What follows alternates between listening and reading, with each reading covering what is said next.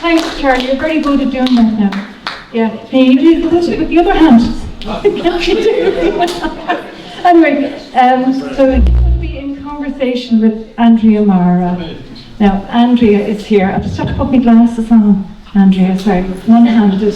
Here we go. Right, now, Andrea, Charlie said to me not to say too much. Get them into trouble now. We've nothing to talk about, yeah. Anyway, so, right, you're a best-selling author. #1 Sunday Times and Irish Times and Clinical best-selling author. And I've got some of the titles here that you might recognise. Well, the first one was The Other Side of the Wall. Someone in the Attic, yeah, which I read, very good, very scary, yes.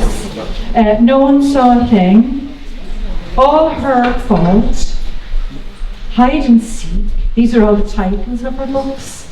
And the most recent one is It Should Have Been You. Who did it? It should have been. Well, no, it wouldn't be necessarily if it was that person. But anyway, sure. They'll have to read it to know what the answer is to the riddle. Now, I just looked it up online, Andrea, and the themes I got were betrayal, darkness in people, which I was fascinated about because I thought betrayal is a good one. Darkness in people, that's a brilliant one. You wouldn't know that the darkness was there, behind the screen, the public visage. Then the fragility of trust, which sounds so beautiful. Secrets, hidden motives, which is like the darkness in people, isn't it? Do you think? Yeah, say yes. Thank you. And then unexpected twists, which I've experienced, and they were brilliant. Absolutely brilliant. So they're lovely themes. And if you do read your books, you'll be caught in the net of these wonderful themes. You won't be able to put them down, the books down. So you live in Dublin, yeah, and you've very close links with Edgeworth town. Is it your auntie lives here, or your grandparents? Well, everybody's in my everybody lives here. My mum and my sisters all grew up here. Yeah. And you used to come here as a child on holidays and everything. So it's nice to see you back here, Andrea. It's lovely. So we're going to put you both on the stage now, Charlie and Andrea. Give them a clap. Thank you.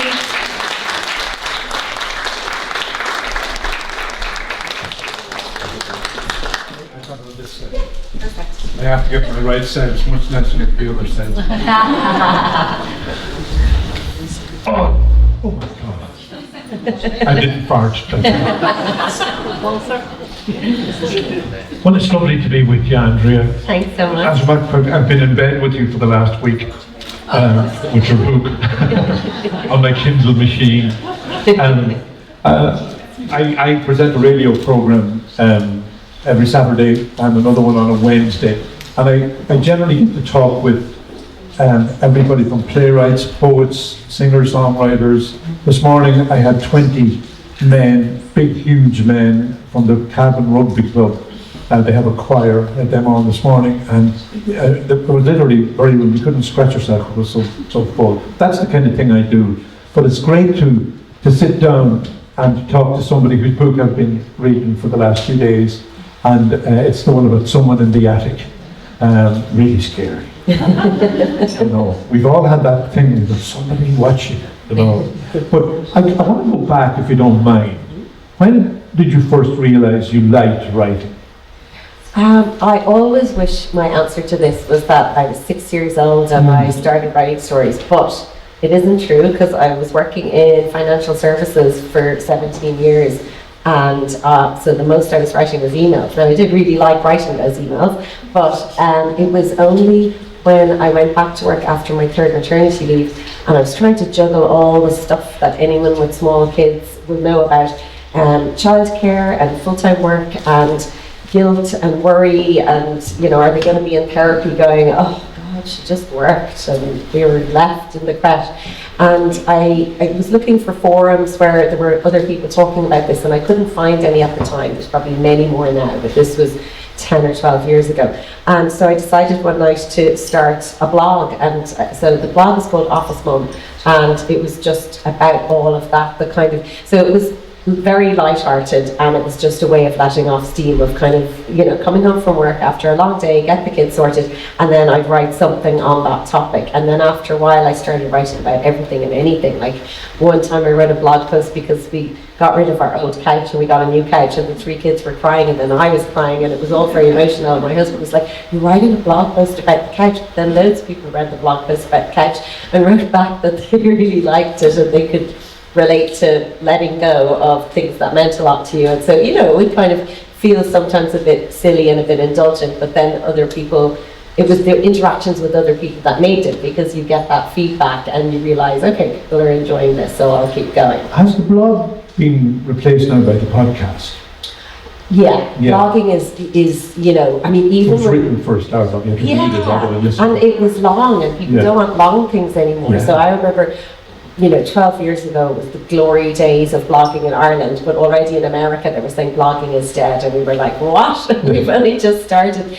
And then people started, Instagram grew hugely, and people would talk about being bloggers on Instagram, and we were like, all they're doing is writing a this size caption, that's not blogging. But then you realise actually that's what people want to read. People didn't really want to click into a link anymore and read a longer piece, and you know, that's okay, things move. And I suppose I didn't mind so much either, because for me I had morphed into writing freelance articles for newspapers and magazines, and then on into crime fiction. So there was no big moment of, oh no one wants to read my blog anymore. It was kind of a progression. You make it sound far too easy. You know, I was down at the Naas Film Festival a few weeks ago, and there was a guy there who was actually the librarian in Naas, and the most unlikely librarian you ever saw. Dyed long blonde hair and a black beard. And he said he has written more books than he has read. He started to write books about films, about film stars, film directors, and some of them have been published by Columbia University. And the reason I say this, talk about him, is you have to have a certain talent to be able to write something that somebody wants to read. So when you're doing your blog, you know, did you find yourself morphing into a certain style of writing? Yeah, I think, and I think I took the blog voice into fiction as well. I think they're kind of similar. The way I used to write the blog and the voice of the main character in the books wouldn't be too different. And I suppose I was never trying to teach anybody anything. It's not very textbook. It's very light-hearted, and it's sort of self-deprecating, and like how hard this challenge is of bringing up kids and making light of it, making fun of it. So how did you promote the blog? How did you get it to people? Social media, really. Yeah. So Facebook at the beginning, and then Instagram was kind of growing and growing. So that was the using those two things and building up following there. And like, in one sense, it shouldn't matter. You know, people would say, oh, some people would say, I love to write, I don't care if nobody ever reads it. But I always kind of felt, I kind of do want people to read it, because otherwise I don't know. I want to talk to people. I'm not doing it just for me. I want to engage with other people as well. So it did matter. I was reading somewhere where you're a notes taker. What do you mean by that? Just, I suppose, like lots of writers would be the same, where you're always taking notes of little things that happen, and, you know, like making sure to have a notebook and pen, or at least I suppose now we all have phones, so you don't have to have the notebook and pen, but just something unusual happens in your day-to-day life, and just making a little note of it, because it could be something you could use. Well, in the past it would be for a blog post, or now it would be for a crime novel. Yeah. So people often ask me, because I write songs, they ask me, which comes first, the music or the words? I have to tell them both. It just comes from nowhere, you know. So in your case, I was just looking at the characters in the book I'm reading at the moment, and you're very quickly introduced to at least 6 new characters. And, you know, do you see the characters first, the location first, or the story first? For me, it's story, and I know that's like we were talking earlier about character, and Trina was talking about character in the short stories. For me, with crime novels, I start with the premise, the idea. You know, with the book you're reading, someone in the attic, I heard a noise above me, in our attic at home one day while I was on my own in the house, and I thought, oh my God, there's someone in the attic. And then I thought, okay, that's ridiculous. There's no one in the attic. It's like when you're a kid and you think there's someone under the bed, but of course there isn't someone under the bed. But then I kind of thought, yeah, but what if there was? And when you Google that, particularly in America, there is story after story of people who found people living in their attics and living in their basements, the crawl space under the house, found dead bodies in their attics, all sorts of things. So it kind of got me thinking, okay, so the rational adult mind goes, there's nobody in the attic, there's no one under the bed, but what if there was? Well, at the moment there's you and the person in the attic, but you have embellished the story with a number of characters.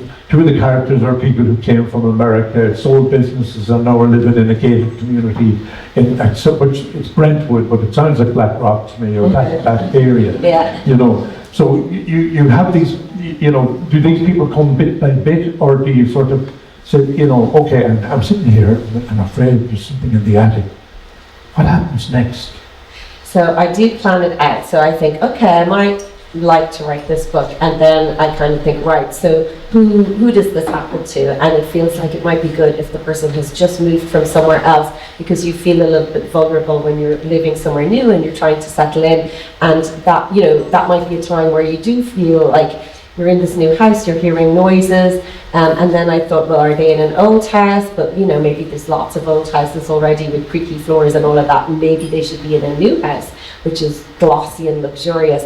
And then, as you say, the gated community. So there's this sense of the codes and everything to get in through the gate, and it's very rich and supposedly safe. And you think when you've come through the gates and it's clicked behind you, and you've come into your house and that's clicked behind you, that you're safe. But then what if it's not? What if somebody is still getting into your house?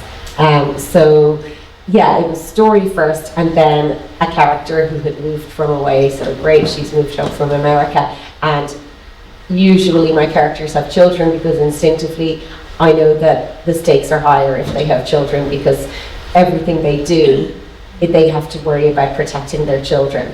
And they can't just waltz off and do whatever. They can't run off into the sunset. They've got to stay here and protect their children. So, okay, you know, we always say there's a beginning, a middle, and an end.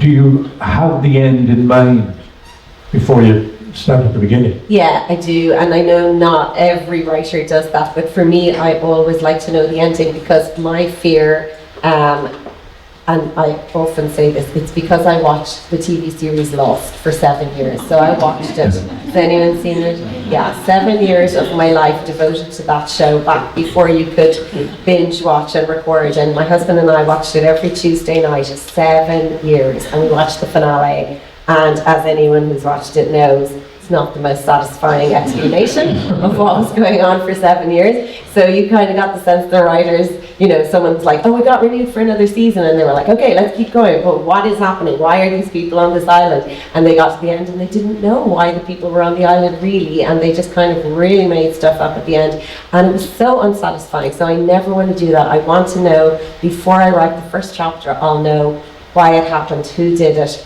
what the end outcome will be, and the journey then can be anything in between. So I'll have an outline, and my editor sees the outline and goes, yeah, go with that, but I can do whatever I want really after that to get to the end. But I like to have that roadmap to know where I'm going, and then I can play around with it if I want to. You know, terrestrial television though has gone through a really difficult time, and when Lost was on, there was an episode every week. You had to wait.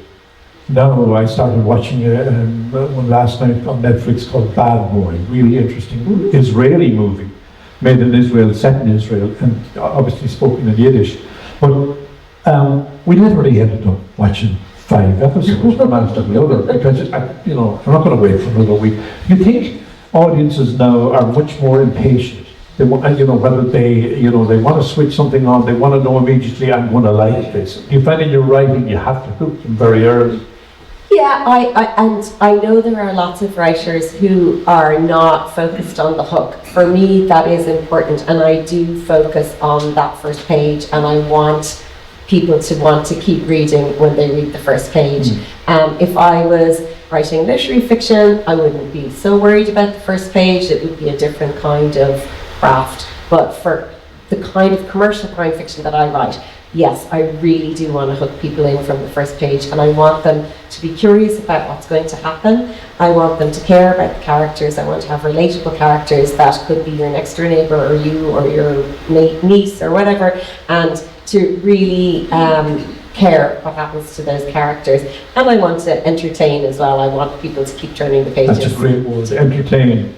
And you can entertain with sadness as well as with funniness, comedy or whatever it is, or whatever. But you just let a word trip past me there, commercial writing. Mm-hmm. You know, and you know, we tend to be in this country be a little bit snobby about commercial success and all that. Was it in your mind, or how did you? Okay. I had once an uncle, John Mulligan, who's a very good friend of mine. He writes fiction and short stories and all kind of things, and he was very interested in. Are there any other writers here, aspiring writers, who would like to be successful commercial writers? There's one. There's two.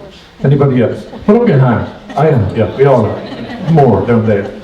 Well, maybe you find this part interesting. It's how you get from there to there, where you are now as a very successful crime writer, 300,000 sales of some of your books, and 100. You know, the journey from there, from where you were, from the blog right up to now. First of all, a very good friend of mine, Brendan Graham, who wrote Rock and Roll Kids, believe it or not, and he had a trilogy of novels. The first one being The Brightest Flower, the HarperCollins. But one chapter and the resume of the story, and he got a deal straight away.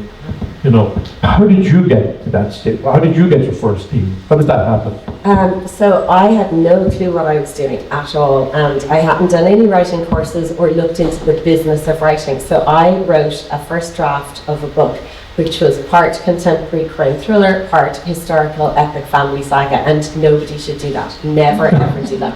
So that's mixing a number of different genres that don't go together. And you know, if Stephen King wants to do that, he can, or Kate Atkinson, but the rest of us can't do that. But I didn't know any better. And I also thought that no one would be crazy enough to write an entire first draft, 100,000 words, without having a publisher, which was crazy. This was the first chapter of the Brendan? Yeah, see, I thought no one would write a full book. It turns out all aspiring writers write a full book, because that is exactly what you have to do. But I kind of thought, no one else will do this, so maybe I'll get published, because I'm the only one who did it. I mean, it sounds ridiculous. You went a full book, here it is. So I did chat to Pullbeg, who are an Irish publisher, and they quite rightly pointed out that the book was across too many genres and wouldn't work, and they said to come, they did like the writing, so they said come back with an outline for a contemporary thriller and we'll talk. And I came back with a couple of different outlines that they didn't want, and then I went back to this original one I'd written, and I got rid of all the family saga, which was really just background stuff to explain how the characters ended up the way they did, but like going into way too much detail about their grandparents, and like it wasn't necessary. And I sent them an outline, and they said normally we don't give a book deal based on an outline, but we've seen enough that we're happy to do that. So that's how it happened for me. So I signed a 3-book deal with Pullbeg in 2016, and that was my springboard then. The thing about Pullbeg is they're really good at what they do in Ireland, but, and I didn't really understand this at the time, they're not, they've no reach beyond Ireland. Yeah. So my books were in Irish bookshops, but they weren't in UK bookshops. And again, if I had done my homework, you were probably better at doing your homework, Trina, I would have known all of that, but I didn't. So when my contract was coming to an end, I thought, no, I really want to get a UK publisher. And I didn't have an agent at the time. I signed with Pullbeg without an agent, but I would really say to aspiring writers, like, first of all, write the whole book. You absolutely have to do that and perfect it, get it looking as absolutely beautiful as you can, but get an agent. An agent is what you need. Did you have an editor? No, I didn't. I just did it myself, yeah. And would you write a full draft, read it through again, and change it and adapt it? Yeah, over and over and over. What about your husband? Did you get him to? Yes, I did, and never again. Oh my God, no. He's very technical. So he's good at technical stuff. Like he would, he read a draft of my first book, The Other Side of the Wall, and it was set in a semi-detached house, and it's all to do with thin walls and hearing what's going on next door, and then hearing things that are strange. And just a small thing where I had the layout of the house and he a certain way, and he said, no, but in a semi-detached house, they're mirror images of each other, so the stairs in each house would actually be back to back and a shared wall. And he'd be good at technical things like that, but in terms of how he gives his feedback, not good for the ego. So he doesn't get to read any of my books anymore until they're published. And then Well, I know when I've spent a week in the studio completing a song, and I come home and I put it on, and I love this, and I put it on, and it'd be about 20 seconds, I let down the time today. So I failed, I failed. Yes. Yeah. So, people always talk about having to accept the rejection slips. Would you have had many rejections? So, yeah, absolutely, I did. And does your heart sink when you get Yeah, it does. Like, it's impossible for it not to. And I probably wasn't brave enough to trying hundreds of agents or anything, so I would kind of like try a few and see what would happen. But with my fourth, what became All Her Fault, I was really determined to get an agent now. So I started writing the book and I started connecting with agents, but emailing them and saying, I met you at a festival. So again, for aspiring writers, going to festivals is so good, so important. So I would be emailing an agent saying, I met you at such and such a festival, and I just wanted to let you know that I'm writing my fourth book. I'd like to get a bigger publisher who distributes in the UK as well as Ireland. When the draft is done, would it be okay if I send it to you? And I'm asking an unnecessary question, really, because they're open to submissions or they're not open to submissions, but it was a way of just trying to connect with them in advance. And it worked really well because some of them did say, do you know what, if you want to send me the first few chapters, you can, even though they normally would want the whole book done, and so on and so on. And then there was one agent called Diana who I had heard of through someone else at an event who was raving about her agent being amazing, and she answered my email and said so she's English, but she said she was coming to Dunleary, which is where I live, and could we meet? So we met, and we were sitting in the Haddington Hotel in Dunleary, and I said, how come you're in Dublin? And she said, oh, I'm actually married to an Irishman. And I said, oh my goodness, where's he from? And she said, well, not down here in Dunleary. He's you wouldn't know it, it's an estate opposite Foxrock Church up the way a bit. And I was like, oh, we're trying to buy a house in that estate at the moment. And she said, oh, actually, he's just sold the family home in that estate. And it turned out we had bid on her husband's family home. So I was like, I think the universe is telling me that there's a connection here and that she's It's so much about luck, though, isn't it, to a certain extent? Because I know friends of mine, John Mulligan included, who I think is a great writer, but every time he goes to an agent, I have a 2-year backlog to read, I'm never going to get there. How do you put your head above the parapet, above all the other ones that he already has? It's so hard, and I think it's harder than ever. I think what they're looking for is hooks and premises and fresh voices. So something that when they open the first page makes them go, ooh, this is something different. But not so different that it will be too different, because publishers are scared of anything that's too different. So you kind of have to get their attention, be fresh and original, but also be saleable and be, not scary for the publishers. I noticed recently, in the Irish Times bestsellers list, and they list the number of books that are sold and stuff like that. And the number of books are frightening. They might have sold maybe 500, 600, and that's big to them. And there could be number one with having sold 500 books in that week. And also I noticed that, sometimes 8 out of 10 of the top 10 are female writers.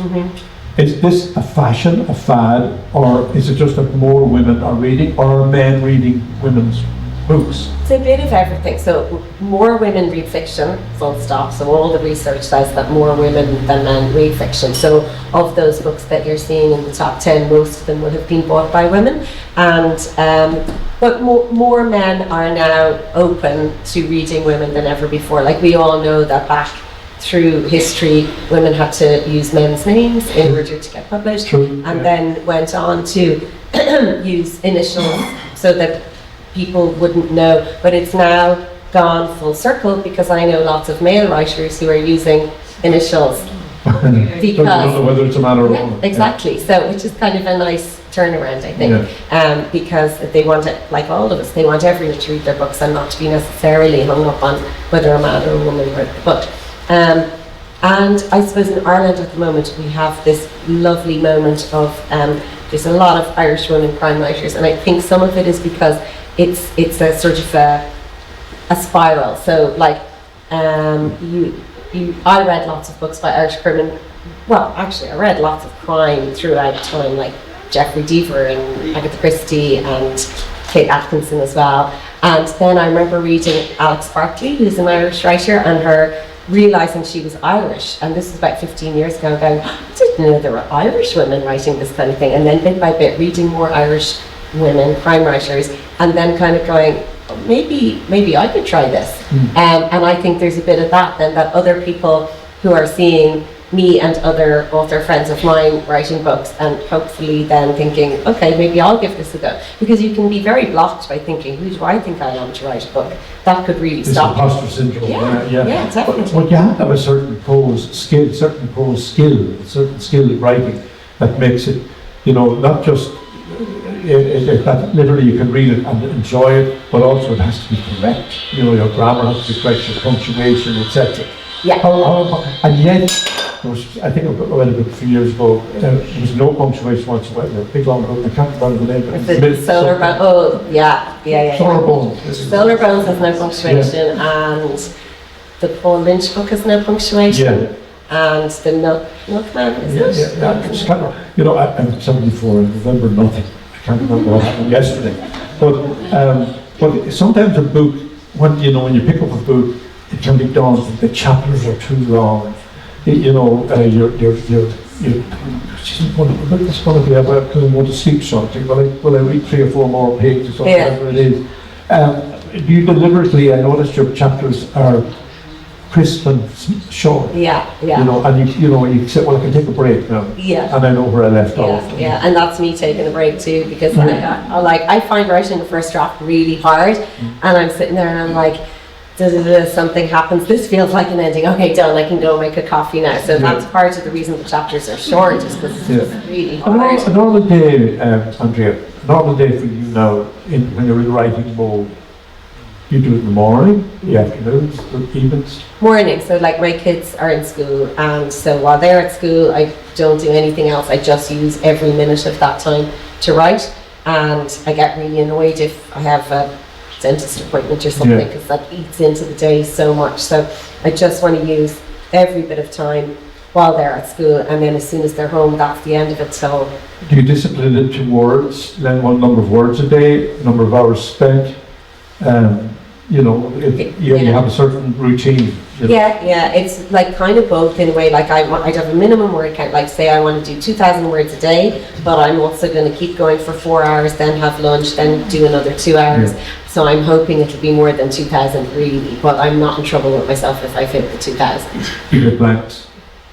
I can't take the bus, but I can't stop. No, because I plot it out. So what I would do is I'd sit down at the end of the writing, I'd sit down with pen and paper and go, right, what's happening in chapter 38? And I kind of plot it out with pen and paper, so that when I start again the next morning, I know roughly what has to happen in the next chapter, and then I'm just typing it up. So that helps. So, okay, your agent gets you a publisher that you're happy with. Yeah. Then the mechanics of it all start happening. What's the cover going to be like? Because I always used to say to people making CDs, the cover is the window. If the cover isn't good, it's not going to, you're going to go to a record shop and you're going to see, but certain covers will attract your attention. And Lego Jason's or Hodges Figures or whatever it is now, sometimes the cover, and will tell me, I don't want to get like that. It's historical fiction, or it's something that I just don't want to read that day. How much time would you spend? Let's go back to the first book you published. How much say and how much time did you spend on choosing the cover? So you really don't have any say at all. Publishers pretend you have a say, but you don't. So they send you a cover and they go, we are really excited about this cover. We hope you love it as much as we do. And the only answer, Trina's laughing here, the only answer is, I love it. That's all I can say. And Even though you don't. and luckily I've loved mine, but you could go back if you thought a cover was going to misrepresent your book from a marketing point of view. If you had genuine concerns that it looks very like romance, but it's actually a thriller, or vice versa, you could come back with sort of critical points that way, but you can't just say, I don't really like it. Or do you offer an alternative? No, you just and they know what they're doing. So, you know, if you trust your publisher, they do know what they're doing, and they might not always get it right, but they have got full-time professional staff who do this for a living. And so I would trust them that even if I didn't like the cover, they know what they're doing. Now, one of your books has been chosen to be made into either a series or just a series. Yeah. How did that happen? I still don't know. It's like magic. So a production company asked to buy the option to one of my books, All Her Fault, and Would they got that from the publisher, or would they have just picked it up in a bookshop? I think in this instance it was a picked up in a bookshop situation. Really? So normally the way it works is you have a TV agent, and the TV agent sends around the book to various production companies and contacts that they have, and a lot of times that might be what pays off. In this instance, I think it was an airport situation where someone picked up the book in the airport. So that's just pure luck. And you know, you can't make that happen. So that was very, very lucky. But even at that stage, when a production company makes an offer to buy an option, all that's really happening then is they have the right to go and shop that to different streamers. And you know, so what they'll do is they'll look for a writer, they'll get the writer to write a pilot episode, and then they'll go to whoever, Netflix, Apple, Disney Plus, BBC, and try and get it commissioned. And 95% of the time it doesn't happen. Options come to nothing. So you get your payment for that option and a bit of excitement, and you start imagining, imagine if it happened, but then you just forget about it and get on with writing books, because only 5% of them There must be, in this day and age, a huge demand for, certainly for series, for films, for everything. It's never been bigger, because now we have Netflix, Paramount, all these different platforms. And so there must be a big, you know, market out there. Yeah, what I think is funny though is like TV writers are so talented. Like when you watch something, a show like Succession, like they're so amazing at what they do. I don't even know why they're buying books, to be honest, because I think they could just come up with all these ideas themselves. But they do, they shop around and they buy books and they pay money then to the authors to do that. So I mean, it's great for us, but like I don't know why they didn't just make up their own stories. Now, just one question before we go. Are you want to be a millionaire out of this? No, nobody gets to be a millionaire out of writing. Well, Stephen King. Stephen King, maybe. It won't be easy. What can I say? You know there will be trouble along the way, and around every corner, terror and tears. But always remember that we're here. I hope you find the feet of a dancer. I hope you can sing in the rain. I hope you find all the easy answers to your pains. And I hope you find love and affection. I hope you find someone who cares. I hope you find all the right directions everywhere. Everywhere. A shoulder to cry on whenever you're low. You can rely on us, you know. 'Cause there's nothing too crazy, and there's nothing too dear. Just always remember that we're here.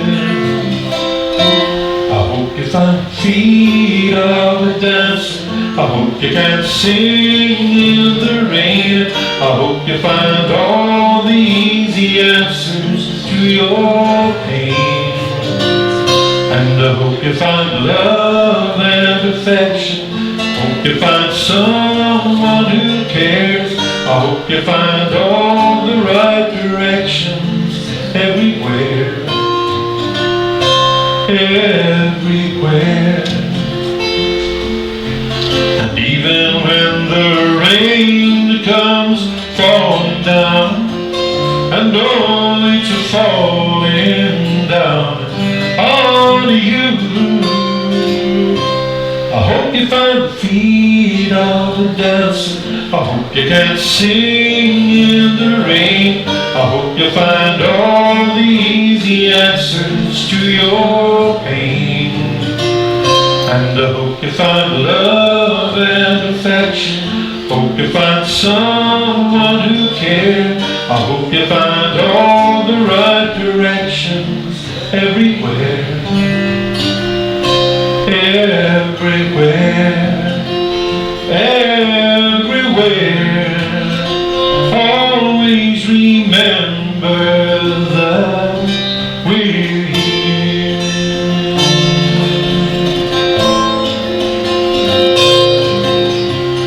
Feet of a dancer. Feet of a dancer.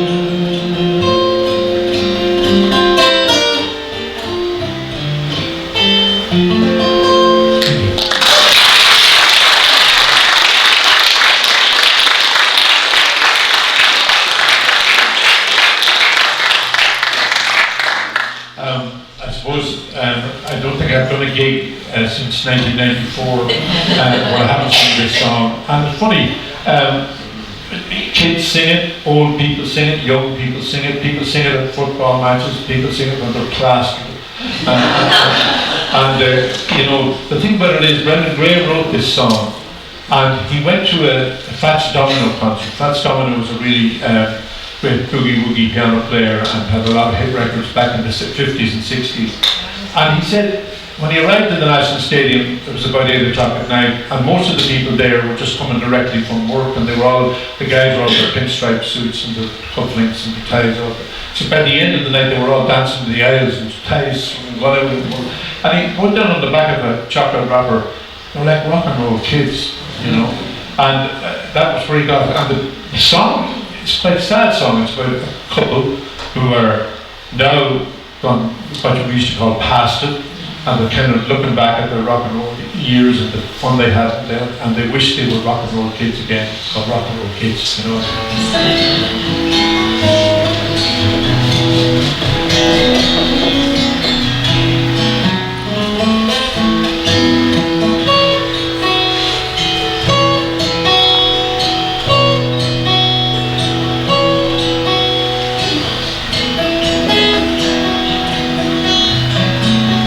I remember 62. I was 16 and so were you, and we lived next door on the avenue. It's like one of your stories. Jerry Lee was big in Elvis too.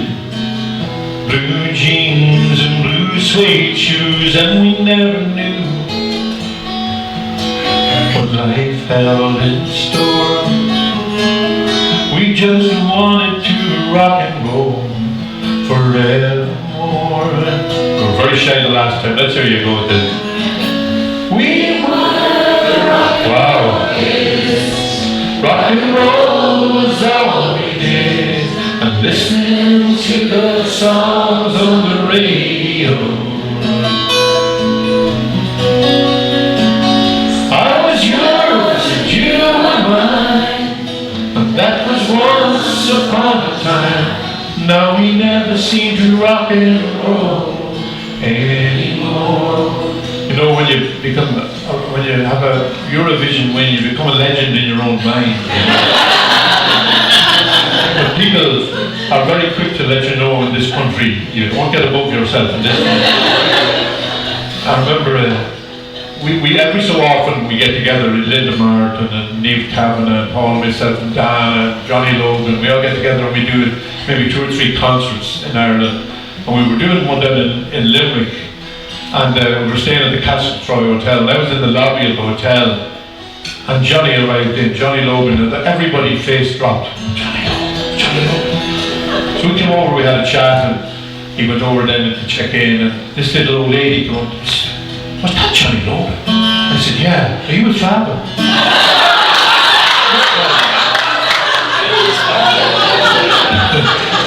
The true story of that festival. Now Johnny's in love with the girl next door. Mary's down at the record store. They don't want to be around us no more. We're golden oldies, but we hardly speak. Too busy running to a different beat. Hard to understand. We were once like them. How I wish we could find those rock and roll days again. We were the rock and roll kids. Rock and roll was all we did. And listening to those songs on the radio. I was yours and you were mine.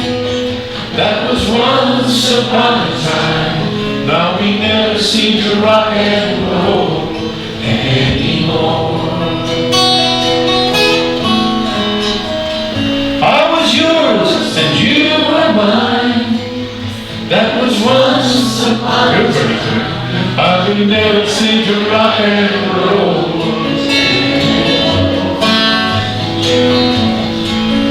We just never seem to rock and roll anymore. Edgeworth to Spot.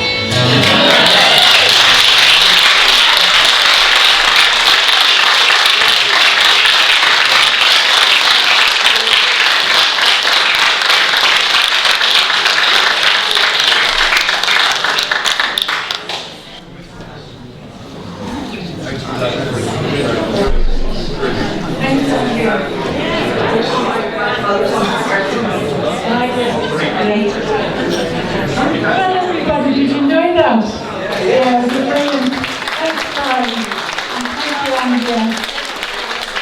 Fantastic. Would you like another one? Will we phone Charlie and those on? Charlie? Oh, not. Are you sure? Eimear. Great. Yeah, we haven't forgotten you. So don't worry. Is that all right, Charlie? Are you sure? Okay. Oh. So, thank you for coming this evening. It's been lovely to see all of you here. Thanks for supporting the festival and everything. And to those winners for poetry and short story, well done all of you, that was brilliant. And I want to say thank you to Lanny and to Trina and also to Andrea for coming. They're absolutely wonderful. Thank you. Thank you. I'd like to thank my friend over there, Peter. There he is. I checked on him, John, the other day. It was Peter. And so I won't forget that now. So thanks, Peter. You've been brilliant. And thank you, Charlie, as well. Yeah, and thank you to all the committee, you know, all the members that are working hard to make the festival run smoothly, and running around and make sure everything's okay. They worked hard. And oh well, yeah.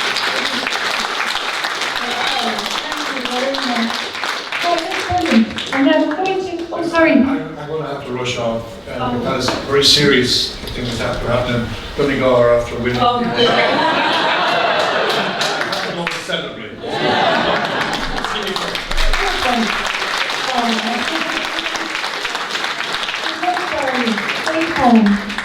So I want to end the evening now, and thank you again. I can't see it enough, but thank you again. And I want to end with Eimear saying his head's gone from and Andrew. And what you're going to say, Edgeworth.